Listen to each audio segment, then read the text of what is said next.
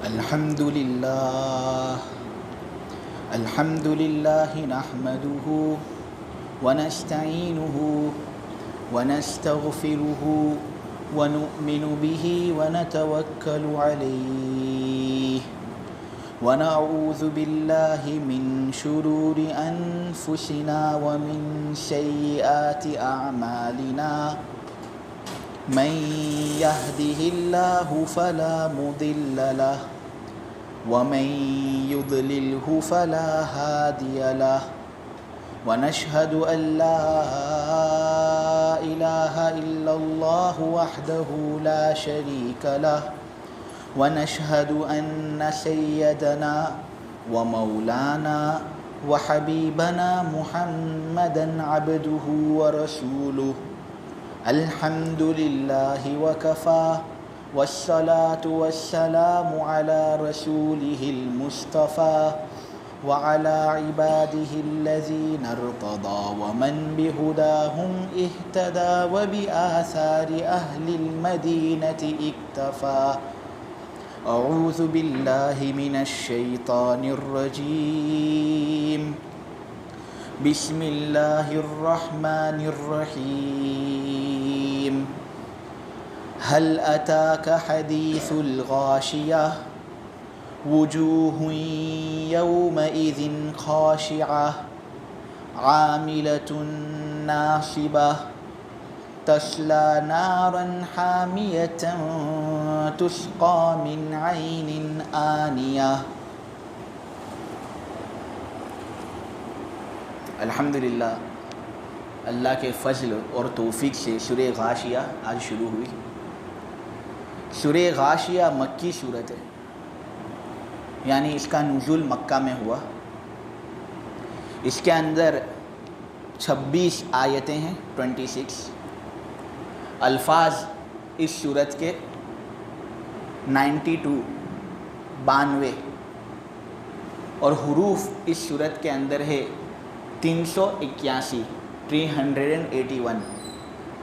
چونکہ ہر حرف کو پڑھنے پر 10 نیکیاں ملتی ہے، تو انشاءاللہ اگر اس سورت کو پڑھیں گے تو کم سے کم ایک پڑھنے والے کو 3810 نیکیاں ملیں گی.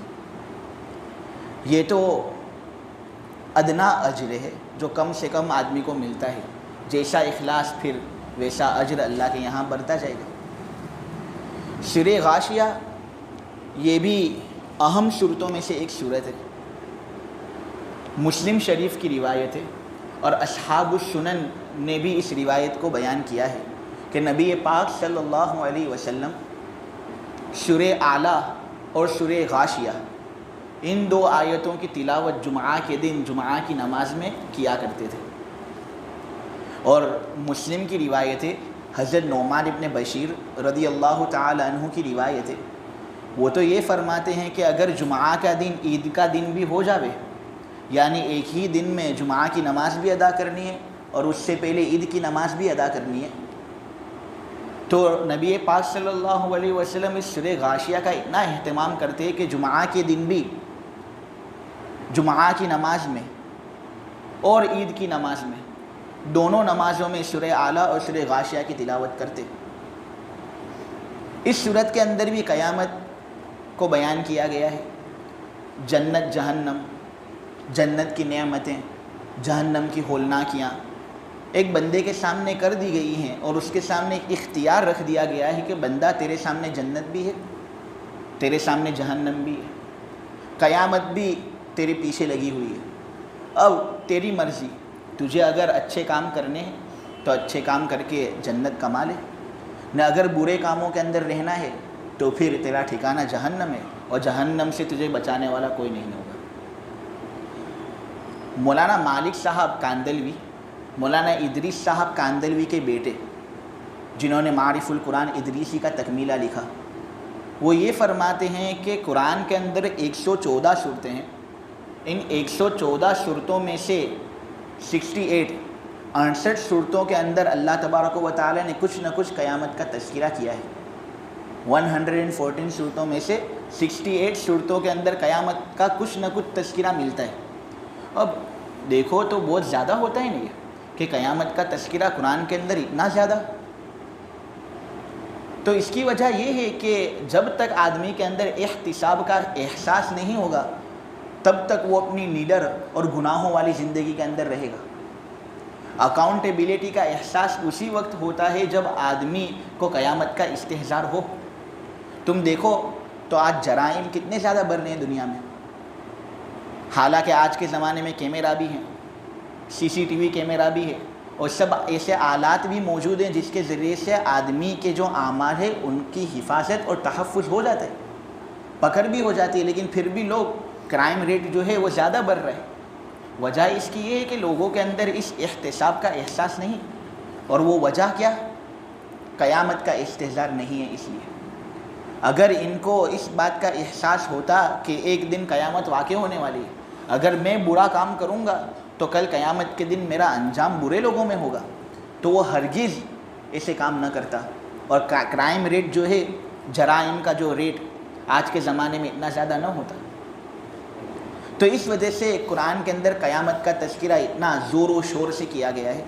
اس سورت کی پہلی آیت کے اندر اللہ تبارک و تعالیٰ فرماتے ہیں، ترجمہ کرتا ہوں، اے نبی، کیا آپ کے پاس چھا جانے والی چیز کی خبر پہنچی، چھپنے والی چیز کی خبر پہنچی، ایسی چیز کی خبر پہنچی جو تمام لوگوں کو ڈھانپ کر رکھ دے گی؟ اس دن بہت سے چہرے ڈر رہے ہوں گے،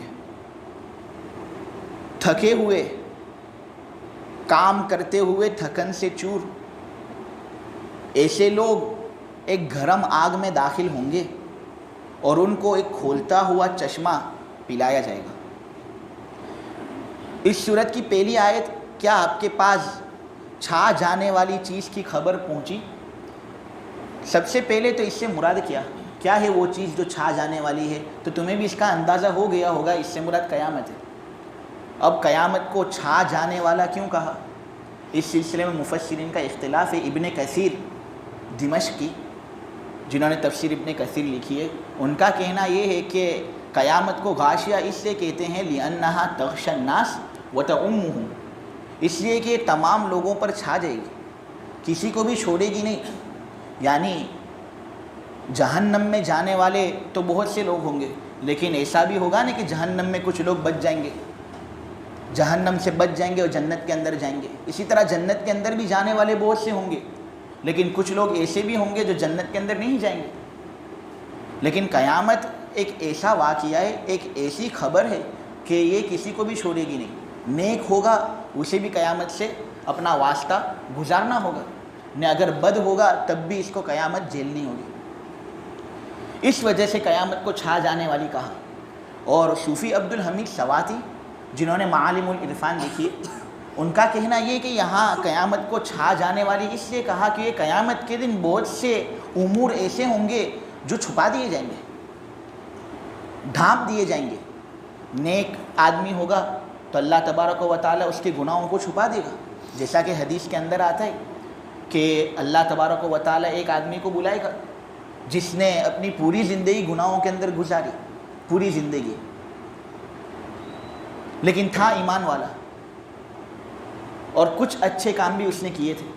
اللہ تبارک و تعالیٰ اس کو بلائے گا اور کہے گا کہ اے ایمان والے، تجھے یاد ہے وہ دن جس نے تو نے فلاں فلاں گناہ کیا تھا؟ وہ کہے گا ہاں مجھے یاد ہے۔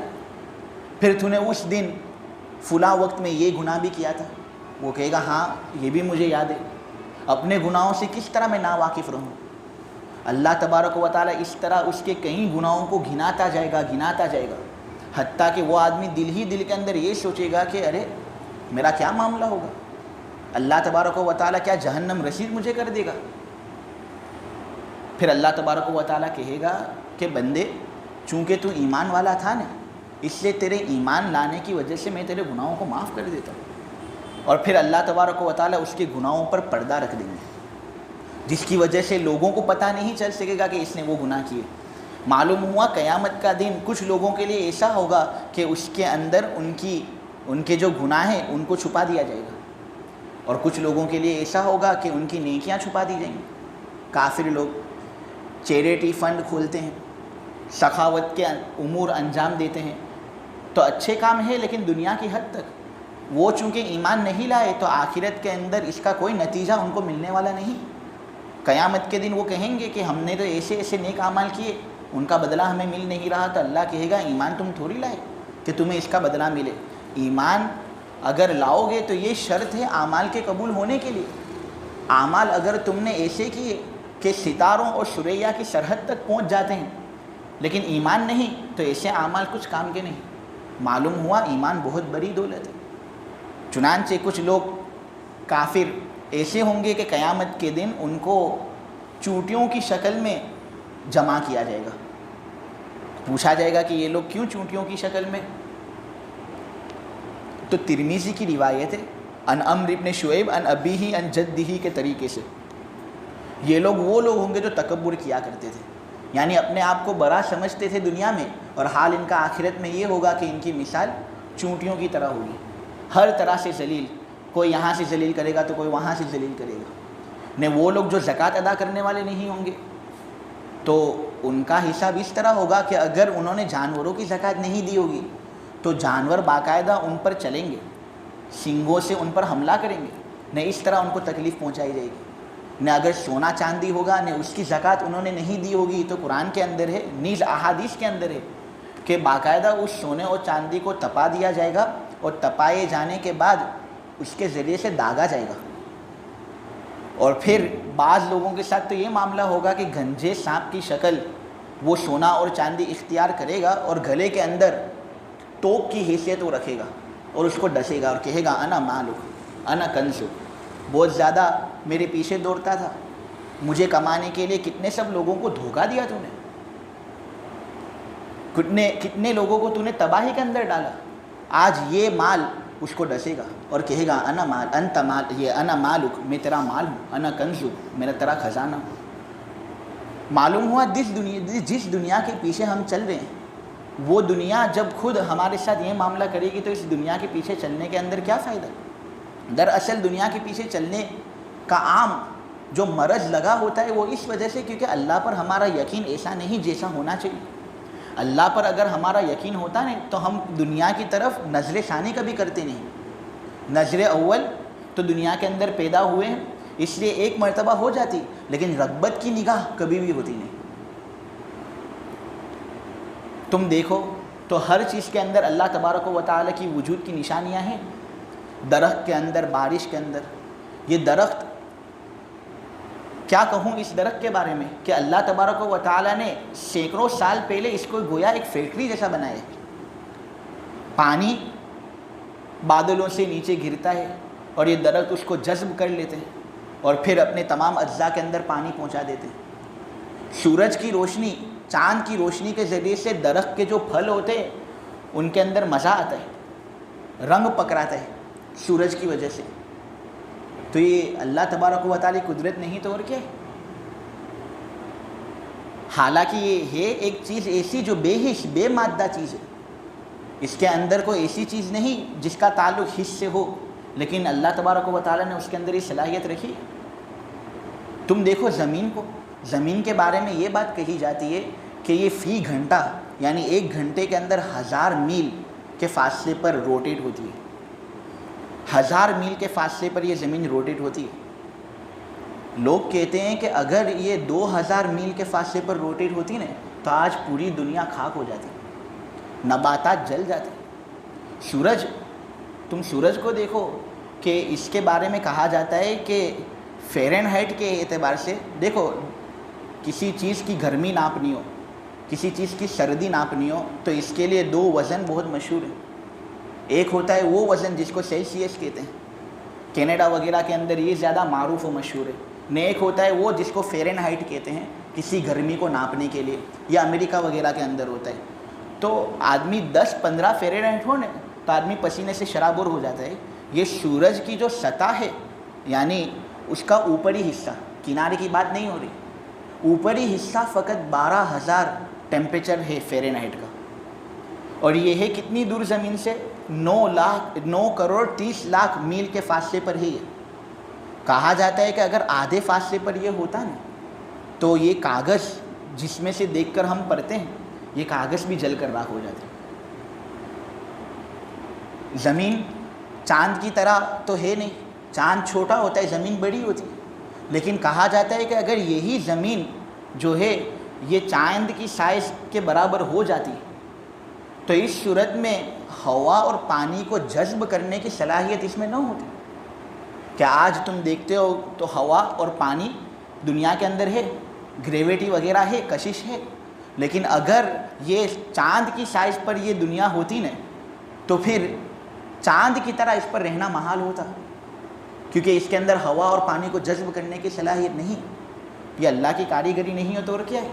سورج دیکھو، سورج دنیا سے بڑا ہوا ہے، اس کی سائز جو ہے دنیا سے کئی گنا زیادہ یہ سائز کے اعتبار سے بڑا ہے۔ اگر یہ زمین سورج کے سائز کی برابر ہوتی تو آج جو ہوا کا فاصلہ ہے وہ 500 میل کے برابر ہے۔ اگر سورج کی سائز کے برابر زمین ہوتی تو 4 میل کے فاصلے پر ہوا آ جاتی۔ جس 4 میل کے فاصلے پر ہوا آنے کی وجہ سے گریویٹی اور کشش اتنی زیادہ ایک آدمی پر پڑتی کہ اس کا ایک جگہ سے دوسری جگہ کی طرف حرکت کرنا ناممکن ہوتا، اس کی نشو نما اور بڑھوتری جو ہوتی ہے وہ بڑھوتری بن جاتی، وہ بڑھوتری بند ہو جاتی۔ تو یہ اللہ تعالیٰ کی کاریگری نہیں ہے تو اور کیا ہے؟ کوئی آدمی یہ کہے کہ یہ دنیا فقط اس طرح وجود میں آ گئی، کہنے والے کہتے ہیں افسوس کہ دنیا کا اکثر پڑھا لکھا طبقہ جو ہوتا ہے وہ یہی کہتا ہے کہ دنیا اس طرح وجود میں آ گئی۔ تو میں اگر یہ کہوں کہ یہ کتاب قرآن کا یہ جو نسخہ تمہارے سامنے ہے، میں یہ کہوں کہ پریس کے اندر دھماکہ ہوا، اوراق خود بخود ترتیب کے اندر آ گئی، نہیں یہ کتاب تیار ہو گئی، تو تم مجھے کیا کہو گے کہ مولانا کیا کہہ رہے ہیں؟ میں اگر یہ کہوں کہ محل کے اندر ایک صحرا ہے، صحرا کے اندر ایک محل ہے، وہ محل ایسا قیمتی کہ دیکھنے میں بھی آدمی کا دل بالکل خوش ہو جاوے، لائٹنگ لگی ہوئی، دروازے بھی شاندار، ہر طرح کی سجاوٹ اس کے اندر ہے، اگر میں یہ کہوں کہ صحرا کے اندر دھماکہ ہوا اور یہ محل خود بخود بن گیا تو تم کیا کہو گے؟ تو جب تاج محل کا بنانے والا شاہ جہان ہے تو یہ دنیا جو تاج محل سے کئی گنا زیادہ عمدہ، جید، بہتر ہے، اس کا کوئی بنانے والا نہیں ہوگا؟ کیا خود بخود بن جائے گی یہ دنیا؟ لیکن سمجھتے نہیں، حالانکہ اتنا سب پڑھ لیتے ہیں اس کے باوجود۔ سورج کے بارے میں پھر سے ایک بات کہوں کہ یہ سورج جو ہے 9 کروڑ 30 لاکھ میل کے دوری پر ہے یہ، اور دیکھو روشنی کیسے پہنچا رہے۔ یہ جو روشنی ہمیں پہنچاتا ہے نا، اس کا حساب جو سائنسداں ہوتے ہیں انہوں نے لگایا، وہ یہ کہتے ہیں کہ دنیا بھر کا لائٹ بل جو ہوتا ہے نا 1 سال کا، اگر تم اس کے لیے مال جمع کرو اور دنیا بھر کا لائٹ بل 1 سال کا ادا کرو، اتنی رقم سے تم سورج کی کتنی روشنی کا بل ادا کر سکو گے تمہیں پتہ ہے؟ فقط 1 گھنٹے کا بل، فقط 1 گھنٹے کا بل۔ اور یہ اللہ تبارک و تعالی ہمیں نواز رہا ہے، لیکن ہم اس کی ناشکری کر رہے ہیں۔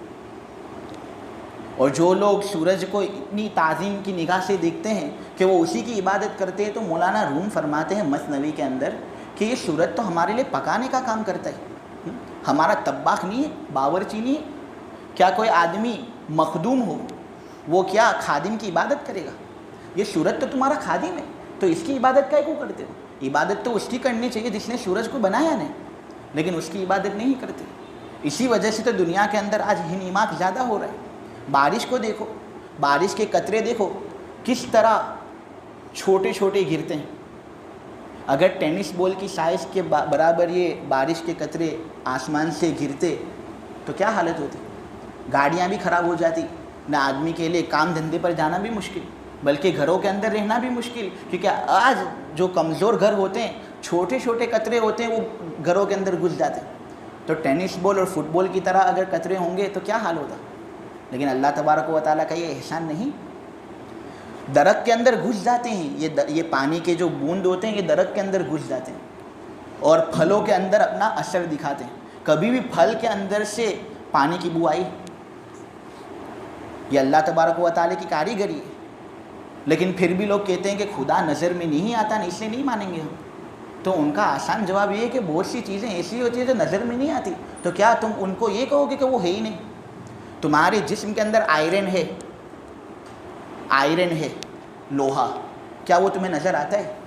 آدمی اگر پوری کٹائی بھی کر لے میں نے دوسرے آدمی کی تب بھی لوہا نظر آنے والا نہیں ہے، لیکن اس کا مطلب یہ کہ ہے نہیں وہ۔ اسی طرح پانی کے اندر آکسیجن ملا ہوا ہے، پانی کے اندر آکسیجن ہے اور وہ دکھتا ہے۔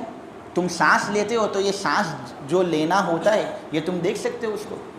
درد ہوتا ہے، کسی کے اندر سینے کے اندر درد ہوا تو تم اس کو ہاسپٹل لے جاؤ گے نا، یا یہ کہو گے کہ ہمیں دکھتا نہیں ہے اس لیے ہم اس پر کوئی ایکشن نہیں لیں گے۔ معلوم ہوا اعتبار افیکٹ کا ہوتا ہے، اثر کا ہوتا ہے۔ تو جب اللہ تبارک و تعالیٰ کی یہ کائنات تمہارے سامنے ہے، اتنا بڑا اثر ہے، تو پھر اللہ تبارک و تعالیٰ کو ماننا نہیں، بیوقوفی نہیں تو اور کیا ہے؟ سمجھ جس نے عطا کی وہ سمجھ میں کس طرح آئے، سمجھ جس نے عطا کی وہ سمجھ میں کس طرح آئے، عطا کی جس نے عقل وہ عقل میں کس طرح ہے۔ تو آتا ہے دل میں سمجھ میں نہیں آتا، تو آتا ہے دل میں سمجھ میں نہیں آتا، بس جان گیا میں کہ تیری پہچان یہی ہے۔ شیخ سعدی فرماتے ہیں کہ اگر دنیا بھر کے لکڑے ان کی کٹائی ہو جاوے، سب کے درخت تم بنا لو، ساتوں سمندر کی روشنی لے لو اور لکھتے ہو جاؤ پوری زندگی، نہیں آدم علیہ السلام سے لے کر آخر الانسان تک اگر کوئی آدمی لکھنے میں رہ جاوے تب بھی وہ اللہ کی ایک صفت لکھ نہیں سکے گا۔ تو خلاصہ یہی ہے کہ جس نے دماغ بنایا نا وہ دماغ میں آ نہیں سکتا، یہی عقل ہے۔ لہٰذا جب اللہ تبارک و تعالیٰ کی ان چیزوں پر تم غور کرو گے، تم چل سکتے ہو، دکان میں جاؤ کبھی غور کرو، دیکھو آسمان، دیکھو زمین، تو تم ان چیزوں میں غور کر کے اللہ کے ولی بن سکتے ہو۔ غور کرو اللہ تعالیٰ کی آیتوں کے اندر، اللہ تعالیٰ کی نشانیوں کے اندر، تو پھر تمہارے اندر اللہ کا وجود آئے گا۔ جب اللہ تبارک و تعالیٰ وجود تمہارے ذہنوں اور تمہارے دلوں کے اندر راسخ اور پختہ ہو جائے گا تو پھر گناہ تم کبھی کرو گے نہیں، اور قیامت کے دن رسوائی نہیں بلکہ تمہیں انعام سے نوازا جائے گا۔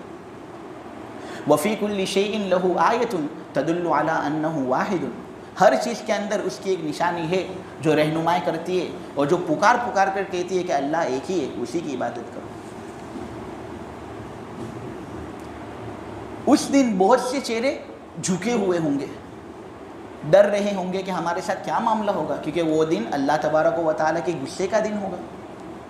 عاملۃ ناصبہ، اس دن جو لوگ ہوں گے وہ اعمال کرتے ہوئے تھکن سے چور ہوں گے۔ کیا مطلب اس کا؟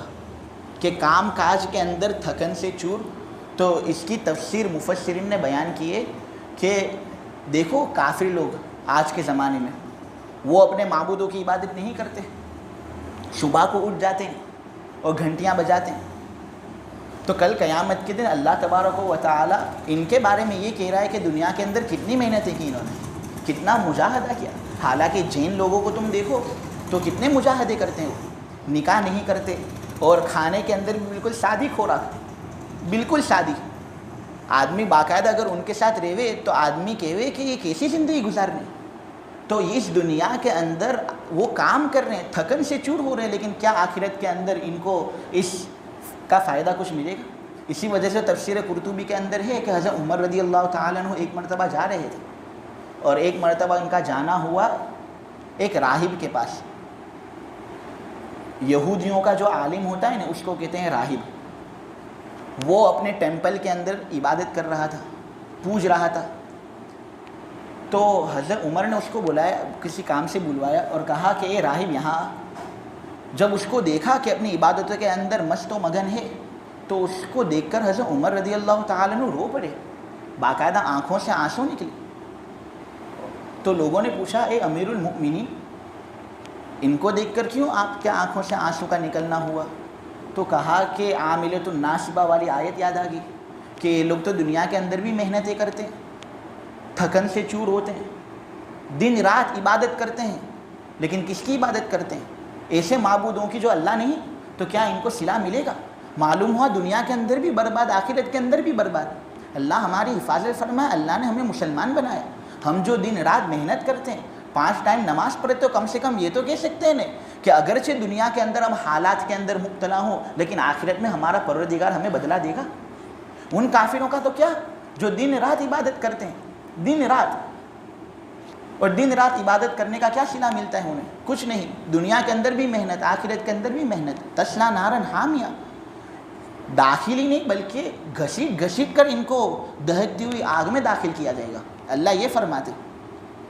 اور اس سے مراد فقط کافر لوگ ہی نہیں، افسوس کہ اس سے مراد بعض مسلمان بھی ہیں جو محنت تو کرتے ہیں، خوب عبادت کرتے ہیں، ریاضتوں کے اندر رہتے ہیں، لیکن اللہ کے نبی صلی اللہ علیہ وسلم کے طریقے کے مطابق نہیں ہوتا، بدعت ہوتی ہے. وہ محرم کے اندر تازی نکالنا اور پھر اپنے جسم کو تکلیف دینا آلوں کے ذریعے سے، اس طرح کے جسم پر نشان ہو جاوے، یہ کیا نبی پاک صلی اللہ علیہ وسلم کی جانب سے ثابت ہے؟ کبھی نہیں. نبی پاک صلی اللہ علیہ وسلم نے ایسی بات کہی ہی نہیں ہے، نہ کسی صحابہ نے اس پر عمل کیا ہے. تو نبی پاک صلی اللہ علیہ وسلم نے جو کام نہیں کیا اور صحابہ نے جس کام کو کیا نہیں تو وہ کر کے اپنے آپ کو محنت کے اندر ڈالنا نہیں ہوا تو اور کیا ہوا؟ پھر آخرت میں کیا انہیں انعام دیا جائے گا؟ کبھی نہیں. آخرت میں ان کو عذاب دیا جائے گا. کیوں؟ کہ حدیث کے اندر ہے. ام المؤمنین، حوالہ دیتا ہوں میں، حوالے سے بات کرتا ہوں. ان ام المؤمنین عائشہ رضی اللہ تعالی عنہ قال رسول اللہ صلی اللہ علیہ وسلم من احدث فی امرنا ھذا ما لیس منہ فهو رد رواہ البخاری وفی روایت لمسلم من عمل عملا لیس علیہ امرنا فهو رد. جس شخص نے کوئی ایسا کام کیا جو ہم سے ثابت نہیں، نبی پاک صلی اللہ علیہ وسلم سے ثابت نہیں، حضور پاک صلی اللہ علیہ وسلم اور آپ کے صحابہ سے اس کا ثبوت نہیں ملتا، تو یہ رد ہے. رد کا ترجمہ تم لوگ بھی سمجھ جاتے ہو، مردود ہے. اس پر اجر مرتب نہیں ہوگا. نبی پاک صلی اللہ علیہ وسلم کی ایک اور حدیث ہے، عن ابی نجیح ارباد ابن ساریہ رضی اللہ تعالی عنہ قال وعظنا رسول اللہ صلی اللہ علیہ وسلم موعظۃ وجلت منها القلوب وذرفت منها العیون فقلنا یا رسول اللہ کأنها موعظۃ مودع فاوصنا. ایک مرتبہ نبی پاک صلی اللہ علیہ وسلم نے بہت پرزور طریقے سے نصیحت دی. صحابہ کہتے ہیں ایسی نصیحت کہ ہمارے دل لرز گئے، ہمارے آنکھوں سے آنسو نکلتے ہو گئے.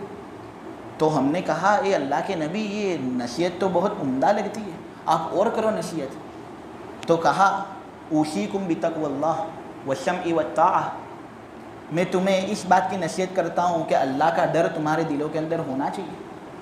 کبھی بھی کسی بھی حالت میں ایسا نہ ہو کہ اللہ کا ڈر تمہارے دلوں سے نکل جائے. اس سے کہ جو آدمی ایسا ہوتا ہے نا کہ اس کے دل میں اللہ کا ڈر نہیں، یہ آدمی حیوانوں کی طرح بلکہ حیوانوں سے بھی بدتر ہوتا ہے. پھر کہا فعلیکم بسنتی وسنت الخلفاء الراشدین المہدیین، لازم ہے تم پر کہ تم طریقہ اختیار کرو تو میرا طریقہ ہونا چاہیے اور ان لوگوں کا طریقہ ہونا چاہیے جو میرے جانشین ہیں صحابہ. عضوا علیہا بالنواجذ، اس کو اس طرح تھامے رکھنا جس طرح کوئی چیز تم تھامے رکھتے ہو اپنے دانتوں کے ذریعے سے. یعنی سنت کو کبھی چھوڑنا مت، حتیٰ کہ زمانہ ایسا بھی آوے کہ وہ تمہیں گھسیٹ گھسیٹ کر سنت سے دور لے جا رہا ہو تو تمہاری حالت اس طرح ہونی چاہیے کہ تم سنت کو دانتوں سے پکڑ لینا. ہاتھوں پر زخم آئے، پیروں پر زخم آئے تو دانتوں سے پکڑنا، لیکن سنت کو کبھی چھوڑنا مت. وَإِيَّاكُمْ وَمُحْدَثَاتِ الْأُمُورِ، بچو بچو بچو بدعتوں سے. محدثات الامور فإن كل بدعة ضلالة، رواہ ابو داود والترمذی وقال هذا حدیث حسن صحیح، بالکل صحیح درجے کی حدیث ہے. کیا کہا کہ ہر بدعت خواہ جیسی بھی ہو، لگتی ایسی ہو کہ یہ تو میلاد النبی بنا رہے، ربیع الاول کا مہینہ ہے، نبی پاک صلی اللہ علیہ وسلم کا جنم دن، یہ تو خوشی ہی خوشی ہے. ہر بدعت گمراہی ہے، ہر بدعت. کیا یہ جنم دن نبی پاک صلی اللہ علیہ وسلم نے کبھی بنایا؟ یہ جنم دن کبھی صحابہ نے بنوایا؟ تو کیا صحابہ سے زیادہ محبوب ہو گئے ہو تم؟ سورہ آل عمران کے آیت نمبر 31 کے اندر ہے قل ان کنتم تحبون اللہ، اگر تمہیں اللہ سے محبت ہے نا، دعوے کرتے ہو کہ ہمیں اللہ سے بہت محبت ہے، فاتبعونی، اتباع کرو تو میری اتباع کرو، میرے پیچھے چلو، تو پھر اللہ بھی تمہیں محبوب رکھے گا اور تمہارے گناہوں کو معاف کر دے گا. تو یہ ہے اصل طریقہ. تو اللہ ہماری حفاظت فرمائے. اور جو لوگ ان چیزوں کے اندر گرفتار ہیں تو وہ علماء سے مشورہ کریں، جو جاننے والے ہیں، دن رات یہ پڑھتے ہیں، ان سے ذرا رابطہ رکھیں، پوچھیں ان سے کہ کیا ہے کیا نہیں، تو تمہاری وضاحت کریں گے. تمہارے پاس دلائل کے انبار رکھ کر کھڑے کر دیں گے کہ دیکھو یہ چیز جائز ہے، یہ چیز ناجائز ہے. تو لہٰذا سنت کے مطابق کام کرنا ہے، ورنہ کہیں ایسا نہ ہو کہ دنیا کے اندر بھی تم اپنے جسم کو مارتے رہو نہ قیامت کے دن بھی دوزخ کے اندر تمہیں جلنا نصیب۔ پھر اللہ تبارک و تعالیٰ کہتا ہے کہ ان کو ایک کھولتے ہوئے چشمے سے پلایا جائے گا۔ یہاں جو آگ کے اندر ان کو داخل ہونے کا تذکرہ ہے، اس کی صفت لائی گئی حامیہ کے ذریعے سے۔ حامیہ کہتے ہیں گرم۔ اب آگ تو گرم ہوتی ہے، تو آگ کو گرم کہنے کی کیا وجہ یہ کہ دنیا کی آگ گرم ہوتی ہے، لیکن آخرت کی آگ جو ہوگی وہ حامیہ کے درجے کو پہنچ جائے گی، یعنی وہ کبھی بھی ٹھنڈی نہیں ہوگی، کبھی بھی بجھے گی نہیں۔ آگ جلاؤ گے تم، دنیا کی سخت سے سخت آگ بھی ہوگی، لیکن ایک نہ ایک دن وہ ختم ہوگی۔ لیکن جہنم کی آگ ایک مرتبہ اس نے جب جلنا شروع کر دیا ہے تو اب کبھی بھی وہ جلنا اس کا ختم ہوگا نہیں۔ یہ ہے مراد۔ دوسری مراد اس سے یہ ہے کہ قرطبی نے بیان کیا ہے، اس کا مراد اس کا غصہ ہونا ہے، کہ اس دن جب یہ اللہ تبارک و تعالیٰ کے نافرمانوں کو دیکھے گی تو طیش میں آئے گی، اور اتنی غصے میں ہوگی یہ کہ اس کو باقاعدہ قابو میں رکھنے کے لیے 70,000 زنجیریں اس پر لگائی جائیں گی تاکہ وہ اس کو قابو میں رکھے۔ اور 70,000 زنجیریں جو اس پر ہوں گی نا، تو ایسا نہیں کہ ایک زنجیر پر ایک فرشتہ، ایک زنجیر پر 70,000 فرشتے۔ اور ایک فرشتہ اس کی طاقت کیا ہے کہ یہ دنیا کو اپنے ایک پر سے کھڑا کر کے اس کو واپس الٹ سکتا ہے۔ یہ ایک فرشتے کی طاقت۔ جہنم اس دن اتنے تیش میں ہوگی، اتنے غصے میں ہوگی کہ 70,000 لگامیں اس پر ہوں گی قابو میں رکھنے کے لیے، اور ہر لگام پر 70,000 فرشتے، اور پھر بھی کیا حالت ہوگی پتہ ہے؟ ان کے ہاتھوں سے نکل رہی ہوگی۔ اللہ ہماری حفاظت فرمائے، جہنم کی آگ سے ہماری حفاظت فرمائے، جنت میں اعلیٰ سے اعلیٰ درجہ عطا فرمائے۔ اس تفسیر کو قبول فرمائے، سننے کو قبول فرمائے، عمل کرنے کی توفیق دے، کرنے کو قبول فرمائے۔ وآخر دعوانا ان الحمد للہ رب العالمین۔